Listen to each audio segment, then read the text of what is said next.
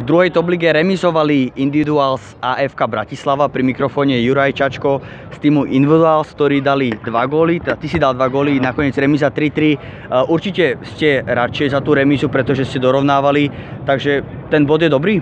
No určite je dobrý, lebo za každým sme dorovnávali vlastne, čiže ten bod je taký vydretý, ale zaslúžený. Bol to taký zápas naozaj, že zo strany na stranu. Súperovi, neviem, či Juraj vieš, ale chýbali nejakí hráči, čiže myslíš, že sa to odzrkadlilo, alebo možno čakali ste od súpera viacej? No nám tiež chýbali nejakí hráči, takže myslím, že keby aj nám prišli hráči a im prišli hráči, tak určite by to ovplyvnilo, ale myslím, že výsledok by bol ten istý. Ktorý z tých gólov sa ti viacej páčil? Z tých mojich? Hej. Asi ten prvý, lebo to bol taký kontaktný gól a potom sme začali viacej behať. Juraj, ďakujem pekne. Ďakujem.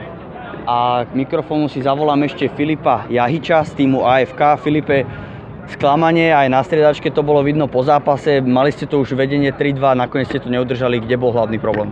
Hlavný problém bol v tom, že chýbali nám 2 obrancovia. Máme v podstate z veľkého futbalu 2 obrancov, ktorí hrávajú. Ostatní sme všetci ofenzívne typy. Za 2 zápasy sme dostali 2 góly.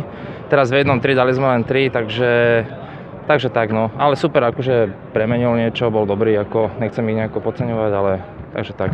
Čiže hovorí, že keby naozaj ste boli v plnej sile, tak pravdepodobne by ste to dotiahli do víťazného konca. Verím tomu, ale ťažko povedať. Do budúceho týždňa by ste už mali byť kompletní? Mali by sme byť, hej. Filip, ďakujem. Díky Díky moc.